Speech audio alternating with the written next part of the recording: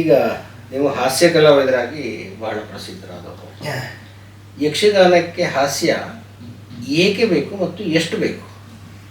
ಬೇಕು, ಹಾಸ್ಯ ಬೇಕು. ಯಾಕೆ ಕೇಳಿದರೆ ಎಲ್ಲ ರಸಗಳು ಸಮ್ಮಿಳಿತವಾದಂತೆ ನಮ್ಮ ಯಕ್ಷಗಾನ ಕಲೆ. ಮತ್ತು ಕುಣಿತವೋ ಅಭಿನಯವೋ ಸಾಕಷ್ಟು ವಿಭಾಗಗಳುಂಟು ನಮ್ಮಲ್ಲಿ. ಈ ಗಂಭೀರವಾದ ದೃಶ್ಯವನ್ನು ಯಾವುದನ್ನೇ ಆದರೂ ಭಾಳ ಹೊತ್ತು ನೋಡೋದು ಕಷ್ಟ. ಈಗ ಒಳ್ಳೆ ಎಷ್ಟು ರುಚಿಯಾದ ಸ್ವೀಟೇ ಇರಲಿ, ಎಷ್ಟು ತಿನ್ಬೋದು ನಾವು. ಹಾಗೆ ಮಧ್ಯದಲ್ಲಿ ನಾವು ಹಾಸ್ಯವನ್ನು ಕೊಡ್ತಾ ಇದ್ದರೆ ಪ್ರೇಕ್ಷಕ ಒಂದು ಉಲ್ಲಸಿತನಾಗ್ತಾರೆ, ಆಸಕ್ತಿ ಹೆಚ್ಚುತ್ತದೆ, ಅಥವಾ ಅವನಿಗೆ ಹೇಳೋದು ಬೋರ್ ಬರುವುದಿಲ್ಲ,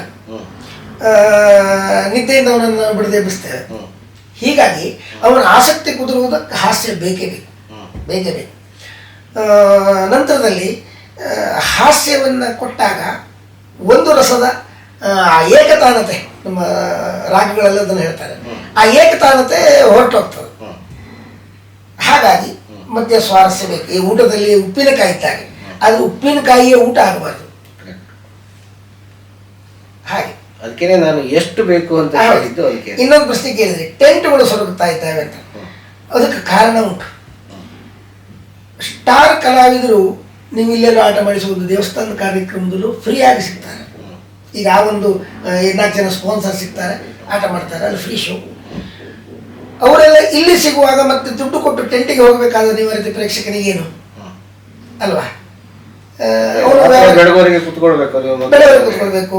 ಮತ್ತೆ ವ್ಯಾವಹಾರಿಕವಾಗಿ ಪ್ರೇಕ್ಷಕ ಲಾಭವನ್ನು ನೋಡ್ತಾನೆ, ಫ್ರೀಯಾಗಿ ಸಿಗುವಾಗ ಹಣ ಕೊಟ್ಟೆ ಹಾಕಿ. ಹಾಗಾಗಿ ವೃತ್ತಿ ಮೇಳಗಳು ಸೋಲ್ತಾರೆ. ಬೆಳವರಿಗಿನ ಕಾರಣ ಒಂದುಂಟು.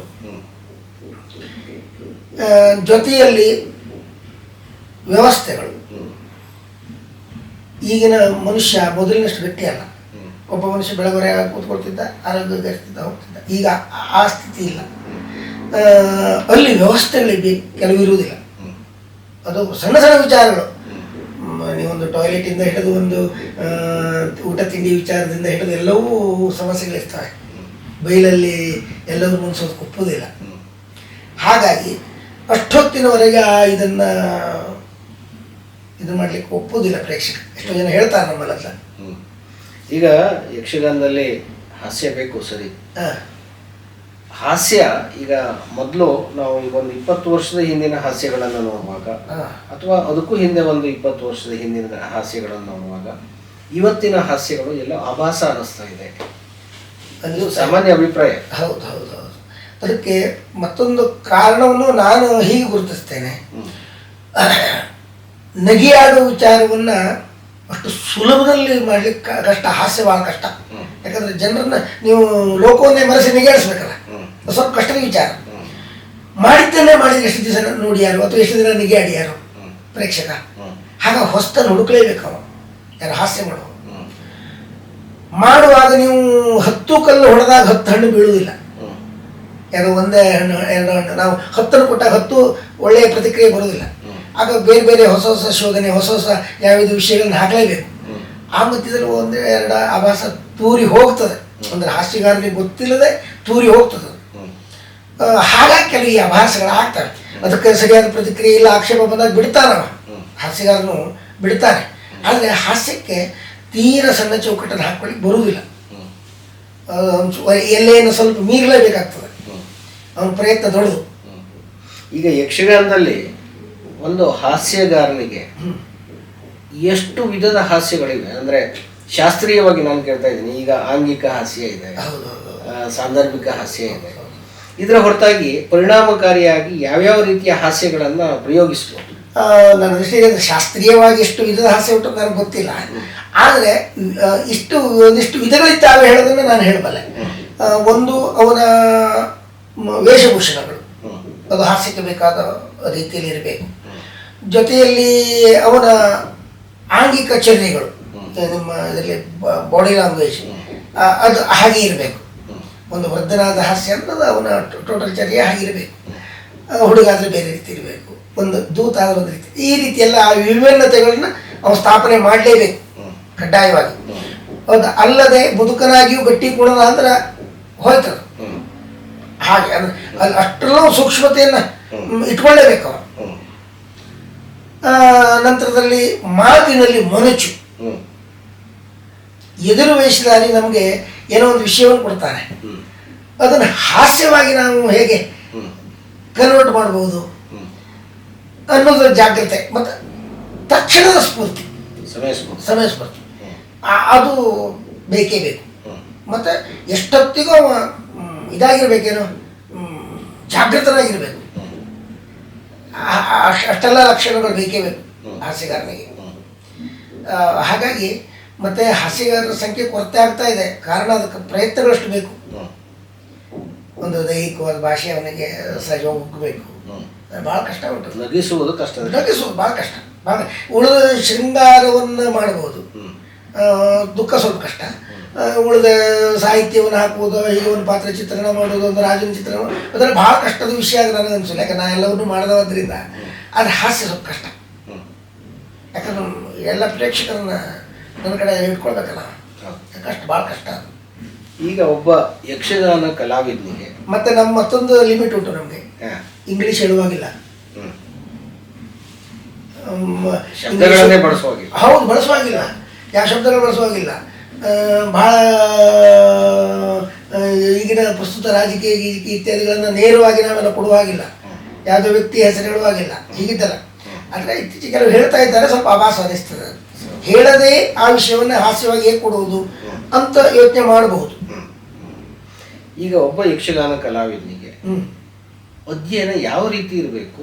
ಈಗ ಇತ್ತೀಚೆಗೆ ನಾವು ನೋಡ್ತಾ ಇದ್ದೀವಿ, ಅಧ್ಯಯನ ಕಡಿಮೆ ಆಗ್ತಾ ಇದೆ. ಸಾಕಷ್ಟು ಭಾಳ ಕಡಿಮೆ ಇಲ್ಲ, ಭಾಳ ಕೊರತೆ ಆಗ್ತಾ ಉಂಟು.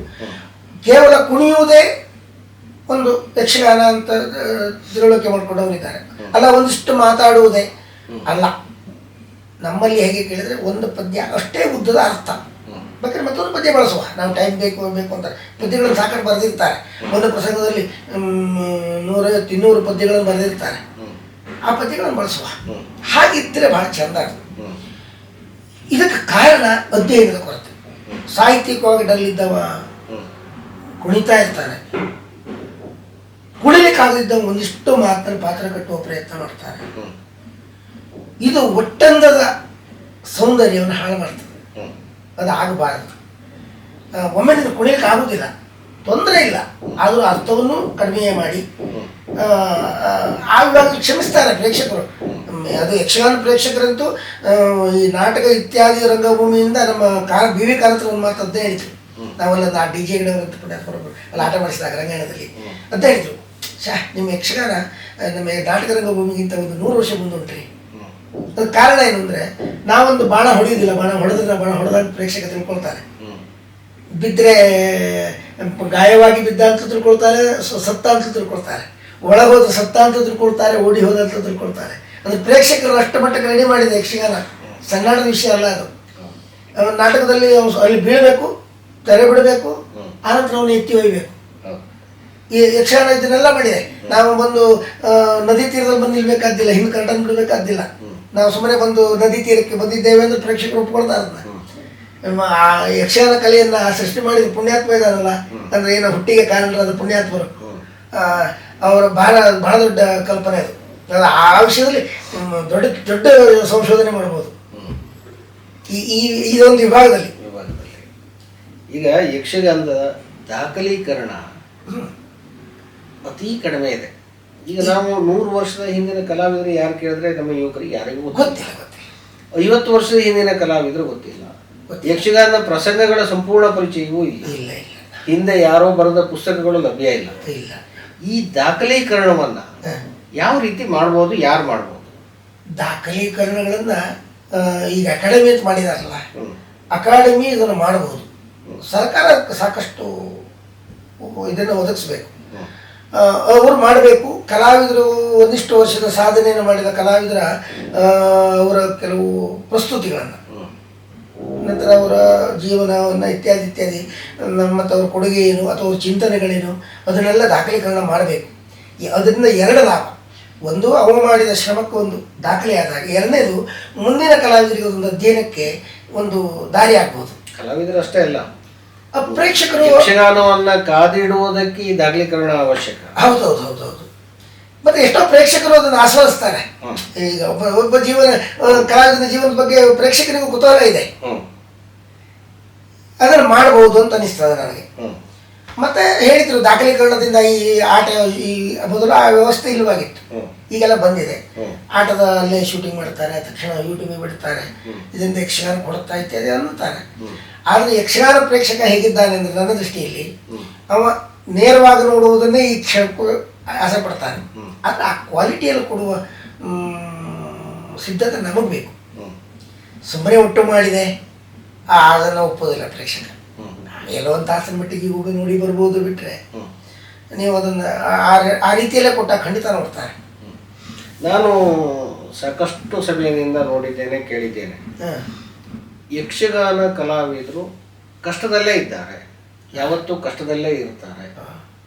ಯಾಕೆ ಯಕ್ಷಗಾನ ಕಲಾವಿದರನ್ನ ಎತ್ತುವಂಥ ಶಕ್ತಿ ಆ ರಂಗಕ್ಕಿಲ್ವೇ? ಅದು ಹಿಂದೆ ಇತ್ತು. ಯಾವುದು ಯಕ್ಷಗಾನ ಕಲಾವಿದರು ಕಷ್ಟದಲ್ಲಿದ್ದಾರೆ ನೋಡಿ, ನಮ್ಮನೆ ಪೂರ್ವ ಭಾಗವತರು ಇಂಥವ್ರು ಅವರ ಕಾಲಘಟ್ಟದಲ್ಲಿ ಬಹಳ ಕಷ್ಟದ ಕಾಲ. ನಿಜವಾಗಿ ಯಕ್ಷಗಾನ ಸೇವೆ ಮಾಡಿದವರು ಅವರು. ಆ ನಂತರದ ಕಾಲ ಅದು ಸಂಪೂರ್ಣ ವ್ಯಾವಹಾರಿಕತೆಯಲ್ಲಿ ತೊಡಕೊಡುತ್ತೆ. ಈಗ ಯಕ್ಷಗಾನ ಕಲಾವಿದರು ನನ್ನ ದೃಷ್ಟಿಯಲ್ಲಿ ಬಡವರಲ್ಲ, 100ಕ್ಕೆ 100. ಅಂದರೆ ಏನೂ ಇಲ್ಲದಿದ್ದ ಬಡವರ ಖಂಡಿತ ಅಲ್ಲ. ಈಗ ಸಾಕಷ್ಟು ಆದಾಯ ಉಂಟು, ಚೆನ್ನಾಗಿ ಇದ್ದಾರೆ ಕಲಾವಿದರು. ಇನ್ನಿಲ್ಲ ಬೆರಳಿಗೆಲ್ಲ ಒಬ್ಬೊಬ್ಬರು ಇರ್ಬೋದು, ಅನಾರೋಗ್ಯವೋ ಅಥವಾ ಮನೆ ಮಠ ಇಲ್ಲದಿದ್ದ ಕಲಾವಿದರೆಲ್ಲ ಇರ್ಬೋದು, ಇಲ್ಲ ಅಂತಿಲ್ಲ. ಮತ್ತು ನಮ್ಮ ಸಮಾಜದಲ್ಲೂ ಇದ್ದಾರೆ ಹಾಗೆ. ಆದರೆ ಈಗಿನ ಪ್ರಪಂಚದಲ್ಲಿ ನನ್ನ ದೃಷ್ಟಿಯಲ್ಲಿ ಕಲಾವಿದರು ಅಷ್ಟೆಲ್ಲ ಬಡವರಲ್ಲ. ಒಂದು ಪ್ರದರ್ಶನ ಆದಾಗ ಸೂಕ್ತ ಸಂಭಾವನೆಯನ್ನು ಕೊಡ್ತಾರೆ. ಈಗ ಮೊದಲ ಹಾಗೆ ಬಸ್ಸಿಗೆ ಬರುವ ಕಲಾವಿದರಿಗಿಂತ ಕಾರ್ ಮೇಲೆ ಬರುವ ಕಲಾವಿದರು ಹೆಚ್ಚಾಗಿದ್ದಾರೆ. ಆರ್ಥಿಕ ಮಟ್ಟ ಸುಧಾರಿಸಿದೆ ಕಲಾವಿದರದ್ದು, ಸುಮ್ಮನೆ ಹೇಳಬಾರ್ದು, ಸುಧಾರಿಸಿದೆ. ಈಗ ನಮ್ಮ ಜಿಲ್ಲೆಯನ್ನು ತೆಗೆದುಕೊಂಡ್ರೆ, ನಮ್ಮ ಜಿಲ್ಲೆಯಲ್ಲಿ ಹಿಂದೆ 3, 4, 5 ಮೇಳಗಳಿದ್ದ ಕಾಲ ಒಂದಿತ್ತು. ಇವತ್ತಿಗೆ ದಕ್ಷಿಣ ಕನ್ನಡದಲ್ಲಿದೆ, ಆದರೆ ಉತ್ತರ ಕನ್ನಡದಲ್ಲಿ ಒಂದು ಮೇಳಗಳ ಇಲ್ಲಲ್ಲ. ಅದಕ್ಕೆ ಕಾರಣ ಪ್ರೋತ್ಸಾಹದ ಕೊರತೆ. ಅಲ್ಲಿ ಹೇಗಿದೆ ಅಂದರೆ, ಒಂದು ಮಂದರ್ತಿ ಮೇಳ ಉದಾಹರಣೆಗೆ, ಅಲ್ಲಿ ಹರಕೆಯನ್ನು ಕಟ್ಕೊಳ್ತಾರೆ ಅವರು. ಆ ನಂಬಿಕೆ ಮೇಲೆ ಒಂದು ಹರಕೆ, ನಾನೊಂದು ಮನೆ ಕಟ್ತಾ ಇದ್ದೇನೆ, ಮನೆ ಸಂಪೂರ್ಣ ಆದರೆ ನಾನು ಆ ಯಕ್ಷಗಾನ ಆಡಿಸಿಕೊಡ್ತೇನೆ, ನಾನು ಒಂದು ಮಗು ಆದರೂ ಯಕ್ಷಗಾನ ಮಾಡಿಸಿಕೊಡ್ತೇನೆ, ಒಂದು ಮದುವೆ ಆದರೂ ಒಂದು ಯಕ್ಷಗಾನ ಮಾಡಿಸಿಕೊಡ್ತೇನೆ, ಒಂದು ಹರಕೆ ಅವ್ರದ್ದು. ಅವರ ಆ ನಂಬಿಕೆ, ಆ ಶ್ರದ್ಧೆ ಸತ್ಯ ಆಗ್ತದೆ. ಅವರು ಆಗ ಅದನ್ನು ಆಟವನ್ನು ಆಡಿಸ್ತಾರೆ. ನಮ್ಮಲ್ಲಿ ಅದರ ಕೊರತೆ ಸಾಕಷ್ಟಿದೆ. ನಮ್ಮಲ್ಲಿ ಗುಂಡುಬಾಳ ಅಂತ ಒಂದಿದೆ, ಅಲ್ಲಿ ಒಳ್ಳೆಯ ಸೇವೆ ಆಗ್ತದೆ, ಅಲ್ಲೂ ಹರಕೆ ಮಾಡ್ತಾ ಇದೆ, ನಮ್ಮಲ್ಲಿದೆ, ಉತ್ತರ ಕನ್ನಡದಲ್ಲಿ ಇದೆ. ಆದರೆ ಅಲ್ಲಿಯ ಪ್ರಮಾಣದಲ್ಲಿ ಇಲ್ಲ.